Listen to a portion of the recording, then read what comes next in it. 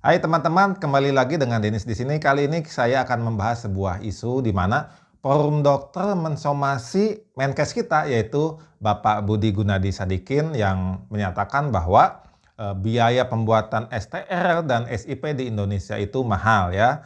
Angkanya itu kalau misalnya ditotalkan seluruh dokter di Indonesia menghabiskan biaya sampai 430 M ya, kalau nggak salah ya, angkanya segituan lah gitu ya.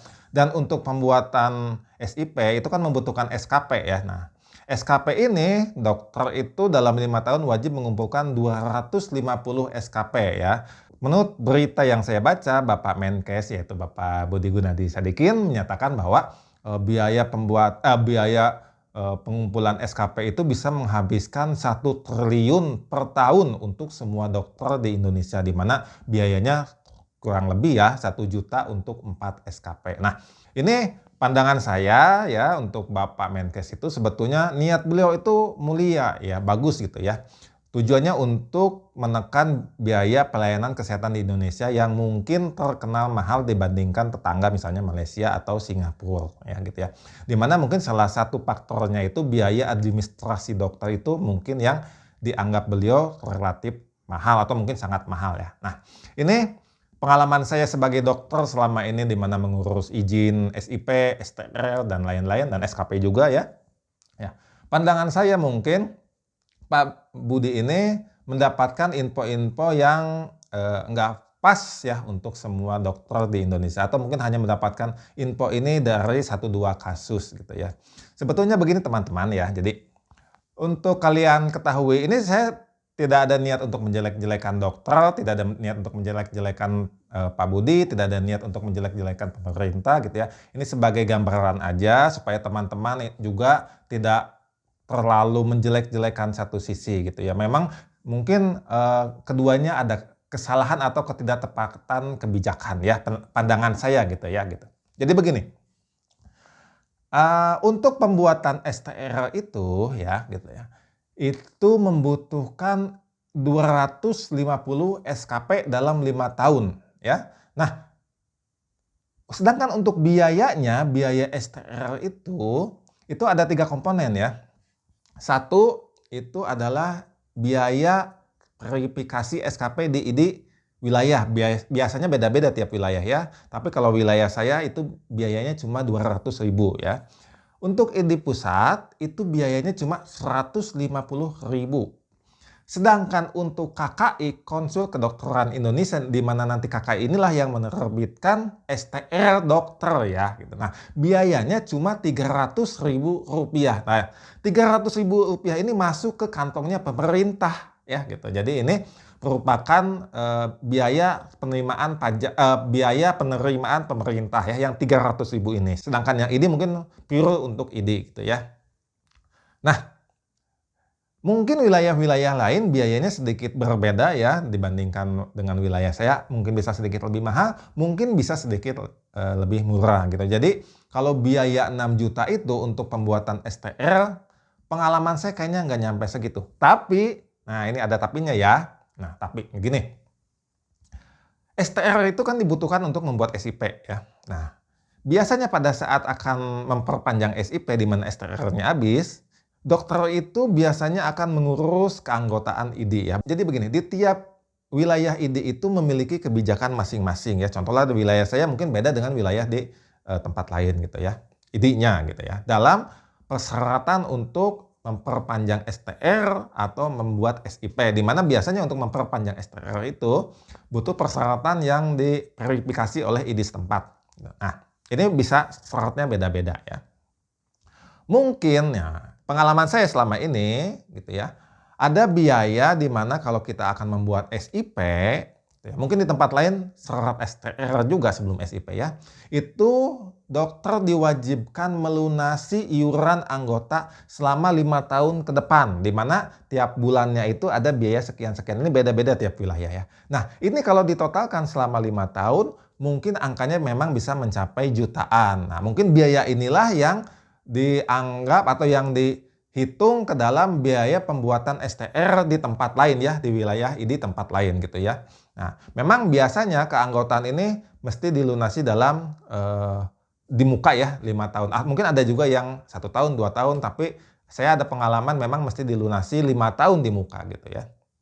Nah, contohlah ketika dulu saya waktu mau mencabut ini di wilayah, saya nggak akan sebutkan namanya ya, wilayah tertentu lah di Indonesia gitu. Saya mau cabut ke wilayah sini, Bandung ya, saya akan cabut ke daerah wilayah Bandung gitu. Nah, pada saat saya nyabut di wilayah sana itu, saya dimintai dana iuran keanggotaan, walaupun saya akan cabut ya, iuran keanggotaan selama 5 tahun ke depan, di mana dananya kalau nggak salah saya waktu itu habis total-total 3 sampai 5 juta. Itu zaman dulu ya, mungkin tahun kurang lebih 2011 lah, 2012 atau segituan, saya kurang lupa lagi ya gitu ya. Itu zaman dulu bisa memang menghabiskan dana segitu dengan alasan ID setempat lagi membangun gedung untuk ID ya, jadi akan membangun gedung untuk lokasi ID gitu.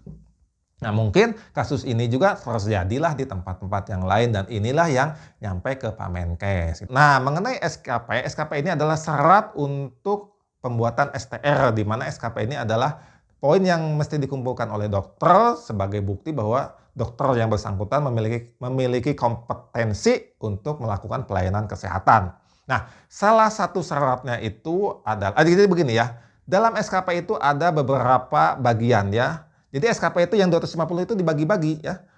Ada yang bagian ranah profesional seperti kita melayani pasien, tindakan, USG, EKG, dan segala macam. Ada lagi ranah pembelajaran. Nah, ini biasanya bentuk simposium, bentuk pelatihan, dan macam-macam ya. Ada lagi ranah pengabdian, dan nanti ada ranah lain lagi yang nggak wajib. Tapi yang 3 ini wajib ya. Nah, di mana ranah yang untuk pembelajaran, yang contoh pelatihan dan simposium itu persentasenya 20-50% dari 250 SKP atau kurang lebih 50-125 SKP yang dibutuhkan untuk syarat nanti membuat STR ya, yang ranah pembelajaran ini. Nah, pada zaman dulu sebelum zaman online, ranah pembelajaran ini memang kita kebanyakan ikut simposium-simposium ya. Nah, biaya simposium itu memang kurang lebih 1 jutaan ya, ada yang di bawah 1 juta, ada yang bahkan 2, 3, 4 juta gitu ya.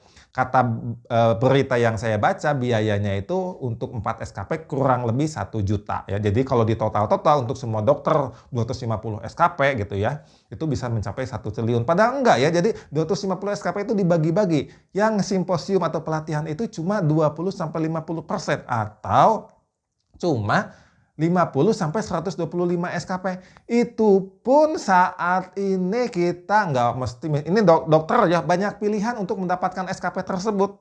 Sebab saat ini banyak online yang melakukan webinar secara gratis ya. Jadi SKP atau pelatihan atau pembelajaran dokter itu bisa dilakukan nggak mesti pelatihan, bisa juga secara online dan itu bisa kita dapatkan gratis ya. Nah, sedangkan sisanya yang lain seperti ranah profesional itu bisa kita dapatkan gratis karena itu adalah poin SKP yang dapat dihitung apabila kita melakukan pelayanan kesehatan ya. Saya melayani pasien, saya melakukan tindakan, itu dihitung dan itu gratis ya. Kita cukup memberikan catatan-catatan aja ya. Itu poinnya itu 30-60% dari 250 SKP atau kurang lebih sampai 100 sekian SKP lah gitu ya. Itunya apanya yang gratisnya itu, yang pelayanan profesional kita melakukan pelayanan kepada pasien. Jadi di total ya, di total pelayanan profesional dengan ranah pembelajaran ini sudah mencapai 200 SKP lebih, kurang lebih 220-230 SKP. Sisanya yang 20-30 SKP itu adalah enggak 20-30 ya, 10-20 SKP segitu, nah saya lupa ya gitu ya. Itu ranah pengabdian seperti saya melakukan penyuluhan, bakti sosial atau pada saat yang COVID lalu Satgas gitu. Nah, itu kita dapatkan juga gratis juga, nggak ada biaya sama sekali ya. Jadi total ini pengalaman saya ya. Selama ini saya mengurus STR itu dari total 250 SKP itu, saya cuma mengeluarkan biaya 2 kali pelatihan ya. memang pelatihannya itu pada saat itu saya memang membutuhkan pelatihan itu dan itu saya mesti datang ke tempat karena ada tindakan-tindakan yang nggak bisa secara online gitu ya. Nah itu biayanya itu waktu itu kurang lebih saya lupa ya 5 juta, 6 juta, apa 8 juta gitu ya untuk satu pelatihan. Yang satu pelatihan lagi itu 3 juta, 4 juta, saya lupa ya segituan lah pokoknya. Itu memang biaya yang mesti saya keluarkan karena saya membutuhkan biaya itu. Tapi dokter yang lain seandainya tidak melakukan pelatihan itu tetap bisa gratis mendapatkan SKP pembelajaran ya, jadi nggak keluar uang sama sekali. Kalau misalnya mau melakukan pembelajaran secara online. Tapi memang pada sebagian rumah sakit membutuhkan persyaratan sertifikasi tertentu, contohnya ACLS, ATLS, dan lain-lain. EKG itu kadang-kadang dokter mengeluarkan biaya dan itu mesti dilakukan di tempat ya, offline ya. Nah, itu tidak bisa dilakukan secara online gitu ya. Tapi kadang-kadang biaya ini pun masih bisa ditalangi oleh pihak rumah sakit di tempat dokter tersebut bekerja. Tapi, nah ini ada tapinya. Ada kadang dokter membutuhkan pelatihan-pelatihan yang offline ya. Offline itu biasanya di hotel ya. Kenapa biayanya mahal? Karena panitia karena panitia mesti menyediakan lokasi dan alat-alat dan prasarana dan pembicara itu ya. Itu kan butuh uang, sewa hotel, makanan ya, udah gitu pembicara juga. Nah, itu dibebankan kepada peserta pelatihan. Memang biayanya bisa jutaan-jutaan. Dan mungkin itulah yang membebani sebagian dokter, terutama dokter yang mungkin pasiennya belum banyak atau mungkin masih awal-awal meniti lah sebagai dokter, itu akan sangat membebani gitu ya.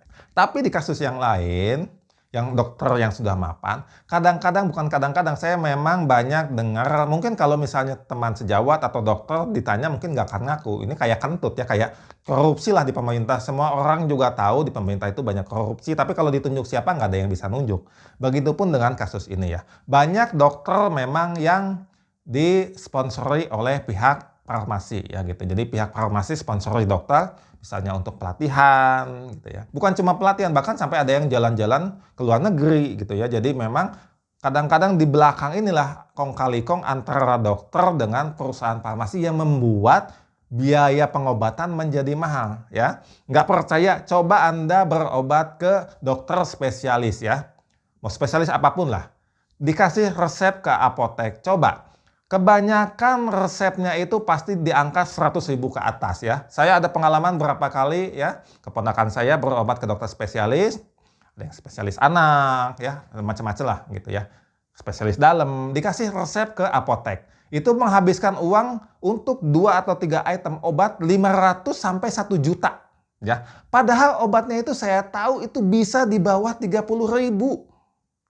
Inilah masalah di mana biaya kesehatan di Indonesia menjadi mahal. Kalau bukan BPJS ya, ini yang umum ya. Ini adalah rahasia umum, di mana dokter tersebut biasanya akan mendapat fee dari perusahaan farmasi yang menyuplai obat tersebut gitu ya. Dulu pengalaman saya juga begitu, saya ada perusahaan farmasi, medrepnya datang ke saya, "Dok, kalau misalnya dokter ngasih obat ini, dokter akan dapat fee 50% dari harga obat yang dokter resepkan." Jadi misalnya saya anggaplah harga obatnya itu 30.000 ya. 15.000-nya itu langsung masuk ke kantong saya. Seandainya sebulan saya ngasih aja 100 obat itu ya. 15 kali 100 obat itu berapa? Itu satu macam obat. Bayangkan kalau banyak obat. Makanya nggak aneh kalau biaya pelayanan kesehatan di Indonesia itu mahal. Sebab memang ada kong kali kong antara perusahaan farmasi dengan dokter yang bersangkutan ya. Gitu. Tapi kalau ditunjuk siapa nggak akan ada yang ngaku ya. Teman-teman sejawat juga dokter mungkin nggak akan ada yang mau ngaku gitu ya. Ini kenyataan yang memang mesti mungkin mudah-mudahan bisa diperbaiki gitu ya. Nah, masalah biaya pelayanan kesehatan yang lain lagi, kenapa di Indonesia mahal? Ini ada kaitannya dengan BPJS. Rumah sakit saat ini ya, mayoritas pasiennya itu kebanyakan BPJS. Sedangkan BPJS itu kadang-kadang pelunasannya atau klaimnya itu nggak melulu lancar ya. Kadang-kadang tersendat, atau kadang-kadang klaimnya ditolak oleh BPJS. Sedangkan pihak rumah sakit kan mesti menggaji pegawai, mesti membeli obat, membeli alat kesehatan, dan macam-macam lain-lainnya. Ya, operasional rumah sakit gitu.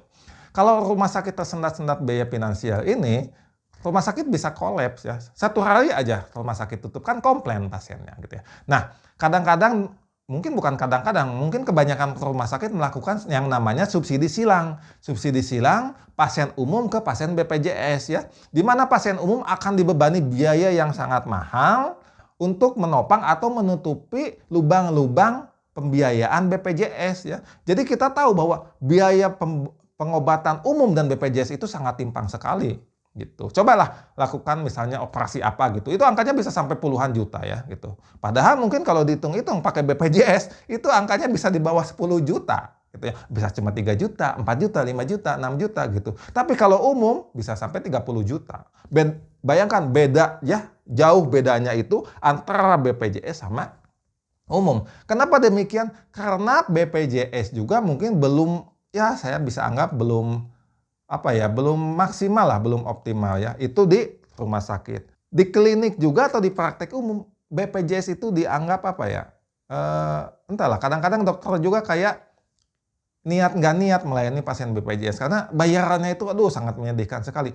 Untuk pelayanan profesional yang dilakukan oleh dokter ya, mempertimbangkan nyawa pasien, mempertimbangkan efek samping obat, ya, mempertimbangkan kemungkinan terjadinya malpraktek di Indonesia, di mana di Indonesia malpraktek belum diasuransikan gitu ya. Jadi kalau ada dokter yang dituntut itu bisa sampai MM-an. Sedangkan BPJS bayarannya cuma berapa?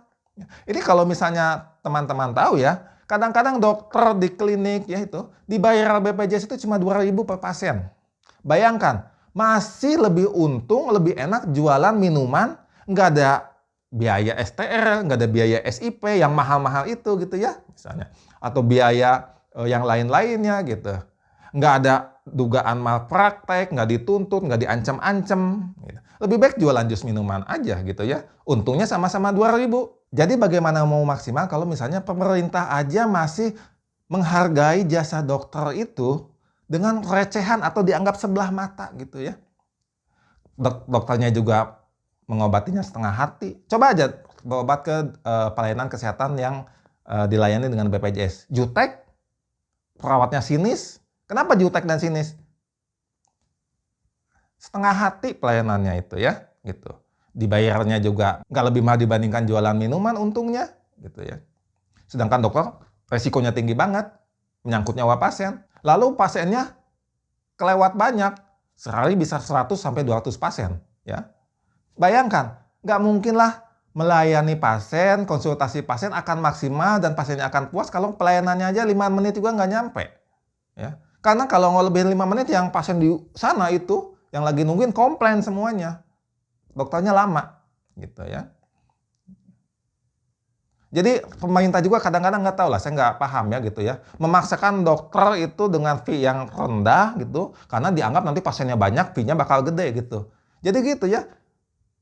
Pemerintah itu hitungnya mungkin kuantitatif, bukan kualitatif. Akhirnya kualitasnya jadi jelek karena pemerintah itu mungkin ya, ini seujuannya saya gitu ya, menganggapnya dokter itu pasiennya banyak, jadi walaupun dapatnya dikit karena pasiennya banyak gitu, ini dapatnya banyak juga gitu. Tapi kan kualitas jadi jelek.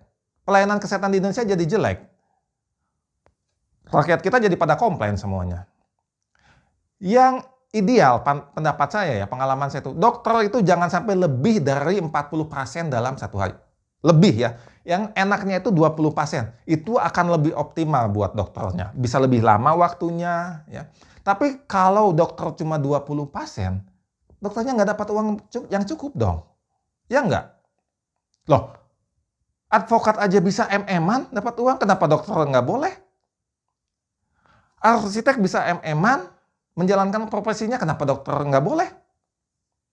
Pejabat bisa MM-an dengan tunjangannya segala macam, dokter kok nggak boleh? Jadi masalahnya itu adalah pemerintahnya sendiri membuat sistem yang kacau kata saya. BPJS itu kacau ya. Yang selanjutnya kenapa biaya pelayanan kesehatan di Indonesia mahal? Dokter spesialis sekolahnya itu mahal karena university base ya. Sejawat saya, teman-teman saya itu bisa menghabiskan 1 M lebih untuk biaya yang dikeluarkan selama pendidikan spesialis. Mungkin biaya administrasi ke universitasnya nggak semahal itu. Tapi di luar itu banyak biaya-biaya lain, biaya tanda kutip, untuk melayani kakak kelas, kakak tingkat, atau dosennya gitu ya. Contoh lah, jemput anaknya lah, nemenin ke salon lah, atau segala macam ya. Yang itu sebetulnya di luar ranah pendidikan ya. Atau misalnya traktir di restoran lah untuk makan, itu bisa mencapai 1 M lebih biayanya gitu ya. Inilah yang membuat pendidikan spesialis di Indonesia mahal. Dokternya mesti bayar ke universitas yang ada biaya SKS, biaya macam-macam gitu ya. Beda di Indonesia, beda dengan di luar negeri. Di mana di sana, di luar negeri ya, sistemnya itu adalah hospital base. Sistem pendidikan dokter spesialis itu hospital base, di mana dokternya itu bekerja di rumah sakit itu, gitu ya, digaji oleh rumah sakit itu sambil mengambil pendidikan spesialis di rumah sakit itu.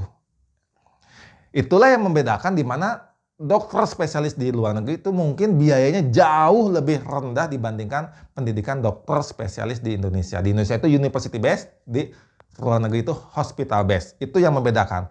Nah, kalau misalnya ini bisa diubah di Indonesia menjadi hospital base, ini mungkin tugasnya Pak Menkes, tugasnya Mendikbud atau apalah saya nggak tahu ya. Seandainya bisa diubah menjadi hospital base, saya yakin biaya pendidikan spesialis di Indonesia akan jauh lebih murah ya.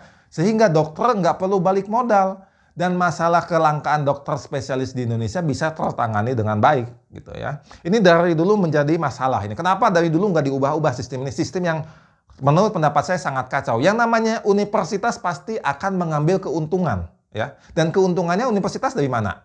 Kalau nggak yayasan adalah mahasiswanya. So ya, jadi saya nggak ada niat buat ngejelek-jelekin sejawat saya, enggak ya. Ini untuk membuka mata kita semua bagaimana sistem pelayanan kesehatan di Indonesia. Pengalaman saya ya. Mungkin kalau pengalaman dokter lain mungkin bisa berbeda pandangannya. Tapi ini pengalaman saya demikian bahwa sebetulnya biaya pembuatan STR dan SIP itu nggak mahal. Kadang-kadang yang membuat agak mahal itu adalah iuran keanggotaan ya.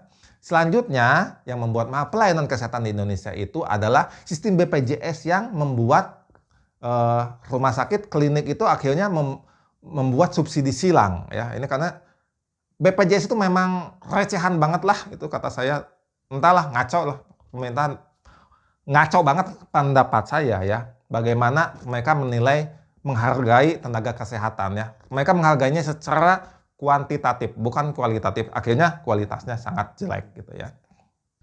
Jadi sekali lagi ini masalah sistem ya, bukan masalah dokternya pengen digaji gede, dokternya pengen dilayani khusus, enggak, bukan ya. Ini masalah bagaimana kita membangun sistem, di mana profesi lain bisa mendapatkan tunjangan yang layak, kenapa dokter juga nggak boleh, gitu ya. Di mana dokter juga kalau bisa jangan sampai melayani pasien yang terlalu berlebihan, melayani 100 sampai 200 pasien dalam satu hari ya, itu sangat nggak masuk akal ya, gitu ya. Kalau bisa bangunlah sistem di mana dokter cukup melayani mungkin satu hari itu kurang lebih 20 pasien aja, pendapat saya ya, supaya lebih maksimal, lebih optimal gitu ya. Gitu. Bukan berarti dokternya pengen digaji gede ya gitu. Enggak, ini bagaimana kita membangun sebuah sistem yang sesuai dengan skillnya masing-masing gitu ya. Advokat bisa digaji gede, bisa mendapatkan pendapatan gede,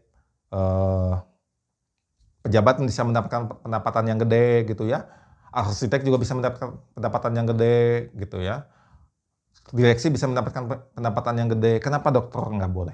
Ya. Jadi kalau ada yang dokter kan udah disumpah, ingat ya, yang disumpah itu bukan cuma dokter ya. Semua profesi, semua pendidikan universitas di Indonesia itu disumpah untuk mengabdikan ilmunya kepada masyarakat. Termasuk kita sampai SD SMA pun kita dididik untuk mengabdikan ilmu kita kepada masyarakat. Bukan masalah sumpah dokter ya, bukan. Ini adalah bagaimana kita membangun sistem ya. Jadi kalau ada yang bilang, dokter kan udah disumpah. Jangan salah. Anda kerja apa? Anda arsitek. Arsitek juga disumpah. Anda mau nggak arsitek dibayar cuma 2.000? Anda mau nggak pejabat digaji cuma 1 juta, 2 juta? Anda mau nggak advokat cuma dibayar misalnya 10.000 per klien? Mau nggak? Gitu. Ya. Ini bukan masalah dokter pengen digaji gede, enggak. Ini bagaimana kita membangun sebuah sistem. Saya tidak ada niat menjelek-jelekan sesama profesi saya, enggak. Saya juga enggak ada niat untuk menganggap profesi kedokteran itu lebih mulia dibandingkan yang lain, juga enggak, gitu ya. Saya juga tidak ada niat untuk menjelek-jelekan pemerintah, juga enggak, gitu ya. Atau menjelek-jelekan perusahaan farmasi, juga enggak ya. Ini untuk membuka mata kita semua. Ini loh masalah yang terjadi di Indonesia. Membuka mata kita semua. Oke, sekian, terima kasih.